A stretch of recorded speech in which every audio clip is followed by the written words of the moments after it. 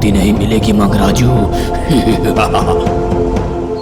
एक गांव में भुलक्कड़ मंगूराज नाम का एक आदमी रहता है। दादाजी, हम लोग हनीमून के लिए मनाली जा रहे हैं। जाओ जाओ, पर तुम ना समुद्र के निकट मत जाना। हमारे खानदान को समुद्र का श्राप है। डरो मत दादाजी, मनाली एक हिम पहाड़ी प्रदेश है, समुद्र नहीं। अच्छा ठीक है, अपना ख्याल रखना। अरे हम तो गोवा बीच जा रहे हैं ना, मनाली करके आपने दादाजी को झूठ क्यों बोला? अरे मेरे दादाजी को समुद्र से बहुत डर है, ना वो जाएंगे और ना हमें जाने देंगे। अच्छा, शायद दादाजी को तैरना नहीं आता। अरे मेरे दादाजी स्विमिंग में गोल्ड मेडलिस्ट है और वे शिप में खाना बनाने का काम भी करते थे। क्या शिप में नौकरी करते हुए भी समुद्र से डरते हैं? अजीब है ये बात। इसलिए क्योंकि ना 1986 में टाइटैनिक शिप एक्सीडेंट में डूब गया था। मेरे दादाजी किसी तरह बचकर निकल गए। तब से शिप या समुद्र का नाम सुनते ही उनके कपड़े गीले हो जाते हैं। ओह बेचारे।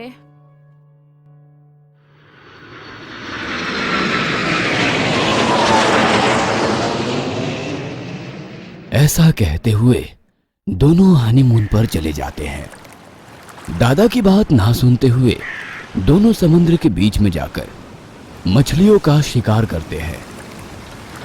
दादाजी ने बार बार कहा था ना, समुद्र के किनारे मत जाना। बड़े ऐसे ही नहीं कहते हैं। डियर, अरे ये भी कोई बात हुई? कभी दादाजी का एक्सीडेंट हुआ था, इसलिए किसी को भी जाने से मना करते हैं। नॉनसेंस। इसलिए ना मैं दादाजी को और घर वालों को बिना बताए बहुत बार बीच में दोस्तों के साथ भीगा, बोट और शिप में भी ट्रेवल किया, फिर भी कभी मुझे कुछ नहीं हुआ। फंसे हुए मछलियों को निकालते समय हाथ में चोट लग जाती है और खून निकलने लगता है। पल्लवी उस चोट पर रुमाल से पट्टी बांध देती है। बोट पीछे घुमाकर वापस आते समय मोहन उस रुमाल को समुद्र में फेंक देता है। अरे अरे, ये क्या किया आपने? आपने मेरी रुमाल ही फेंक दी। हे, आफ्टर ऑल एक रुमाल के लिए इतना फेल हो रही है? तुम चाहो तो मैं तुम्हें 10 रुमाल खरीद कर दूंगा। रुमाल के लिए नहीं जी, उसमें तो मेरे लकी कॉइन्स बंधे हुए हैं। वो सिक्के मेरे स्वर्गवासी नानी की याद में उन्हें हमेशा अपने साथ ही रखती थी। वो मेरे लिए बहुत लकी है।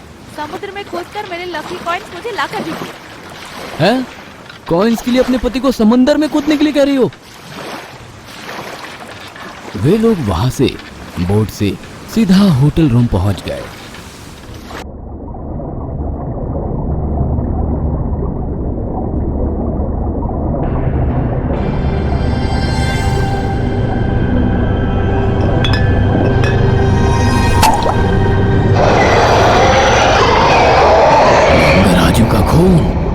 उसका खून।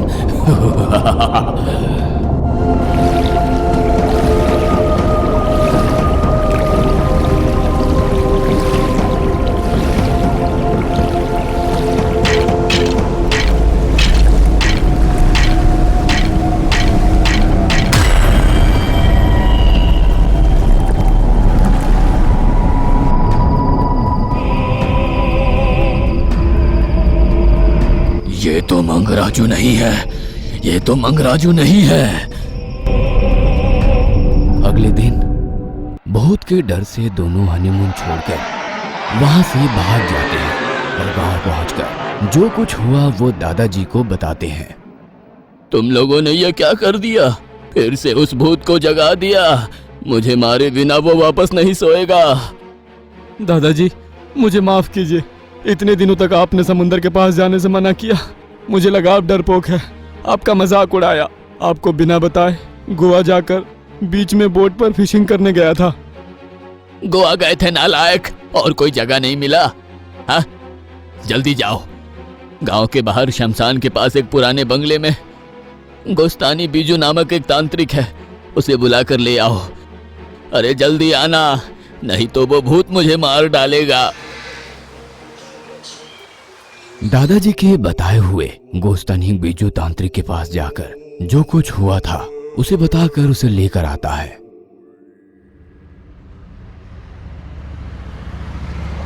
रुको, शमशान के पास कार रोको।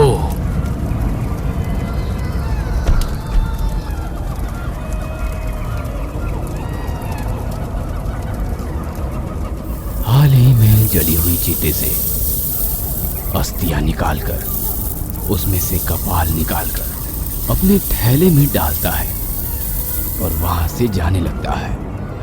तांत्रिक आते ही मंगू राजू के छत के ऊपर उस कपाल को रखकर घर के चारों ओर उस राख की रक्षा रेखा खींचता है।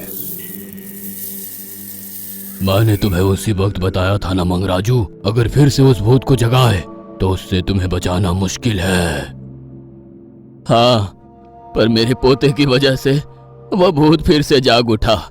आपको किसी भी तरह मुझे बचाना होगा गोस्तानी तांत्रिक। अब तो एक ही रास्ता है, तुम्हारी तरह दिखने वाला कांच का पुतला बनाकर उसमें तुम्हारा खून लगाकर शव यात्रा करके उसकी समाधि बनानी होगी। मेरे जीते जी मेरी शव यात्रा निकालना होगा? हाँ, भूत को यकीन दिलाना होगा कि तुम मर गए हो, तब उसका बदला पूरा हो जाएगा और वो शून्य में मिल जाएगा। अगर इसके बाद भी वो भूत फिर से आ गया तो क्या होगा तांत्रिक? जलते हुए चीते से निकली हुई कपाल की शक्ति 7 दिनों तक रहती है। वो प्राण शक्ति बहुत शक्तिशाली है। राख की खींची हुई रक्षा लकीर को कोई भी चुड़ैल भूत पार नहीं कर सकता।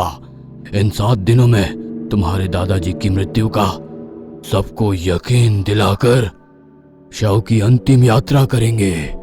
मैं जाकर तुम्हारे दादाजी जैसे पुतले को बनाने की तैयारी करता हूं। आप लोग कोई भी उस लकीर को पार मत करना। गोस्तानी चला गया और अंधेरा हो जाता है।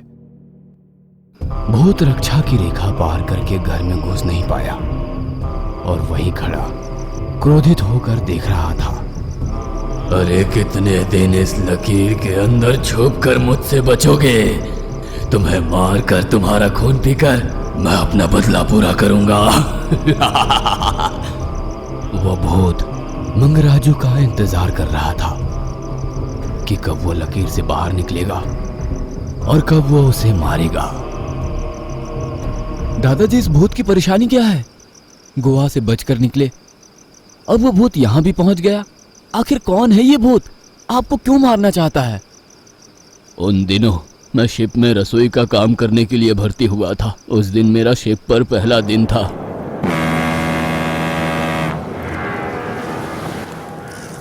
एक दिन रात को बाथरूम में टैप बंद करना भूल गया और शिप में पानी भर गया।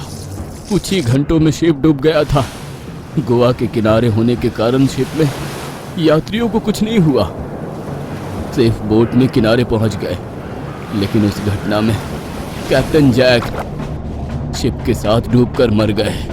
मेरी टैप बंद नहीं करने के कारण ही शिप डूब गया था। ये बात कोई नहीं जानता था। मैंने इस रहस्य को किसी को भी नहीं बताया। कुछ दिनों के बाद जैक भूत बनकर रात को मुझे मारने आया करता था। गोस्तानी की सहायता से मैंने उसकी आत्मा को बंदी बनाकर समंदर में फेंकवा दिया। पता नहीं इतने दिनों के बाद वह फिर वापस कैसे आया। क्या शिप में टेप नहीं बंद करने के कारण शिप डूब गया था? ये क्या बात हुई? ऐसा कैसे हो सकता है दादाजी? आजकल के शिप में ऐसा नहीं होता, पर मैं जिसमें काम करता था वो पुराना था, उसमें होता था। कैप्टन ने बताया। तुम्हारी समझ में नहीं आएगा बेटा, शिप साइंस। पता नहीं, आपकी शिप की कहानी कॉमेडी लगती है, पर भूत की बात सुनकर मेरी पैंट गीली हो जाती है। कुछ दिन बीत गए। 5 दिन बाद गोस्तानी ने मंगराजू जैसा कांच का पुतला लाकर कोई पूजा करता है और मंगराजू का हाथ चाकू से काटकर उसके खून को पुतले में लगाकर आधी रात के बाद शमशान में उस पुतले को गाड़कर वापस आ जाता है।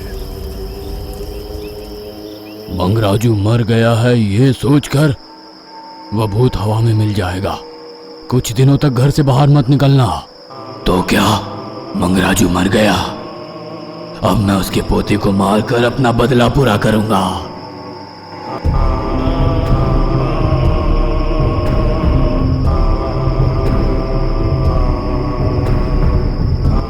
इतने में छत के ऊपर रखी हुई कपाल को एक गेंद लेकर उड़ जाता है।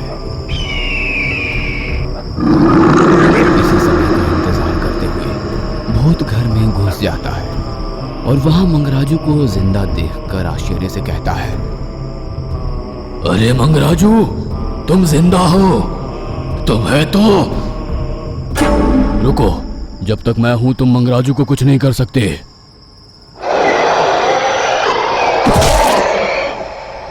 कैप्टन जी, मेरे दादाजी को छोड़ दीजिए। क्या उनके टैप बंद नहीं करने से कहीं शिप डूबती है क्या? कैप्टन होकर भी आप कैसे मान सकते हैं? अरे फूल, क्या मैं तुम्हें इतना बेवकूफ दिखता हूं? टैप बंद नहीं करके पानी को वेस्ट करते हैं, इसलिए जो नए जॉब में होते थे उन्हें डराने के लिए ऐसा हमने किया था।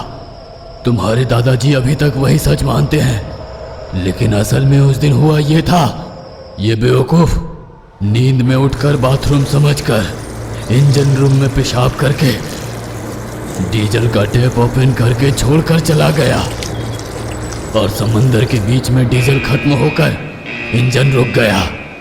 लहरों के तपेड़ों से इंजन जाकर एक बड़े से पत्थर से टकराया और उसमें छेद बन गया। उस आवाज से मेरी नींद खुल गई और मैंने देखा, मैंने शिप को बचाने की कोशिश की पर शिप डूब गया।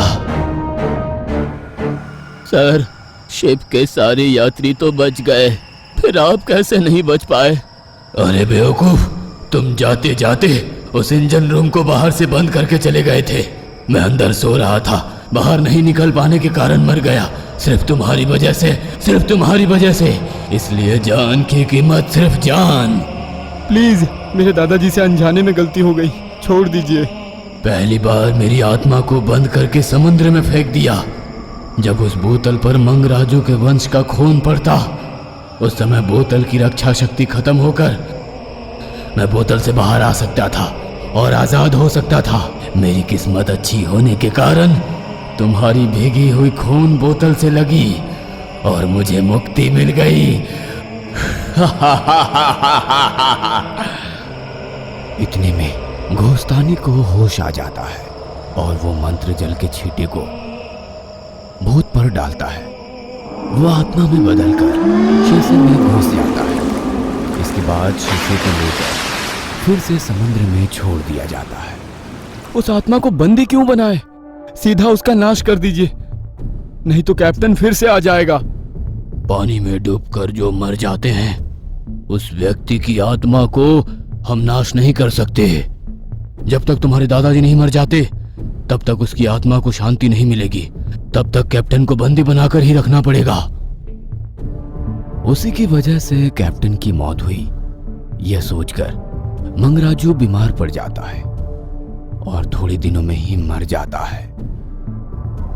उधर मंगराजू के मरते ही समंदर में शीशे में बंद कैप्टन की आत्मा बाहर निकलकर आकाश में हवा में मिल जाती है।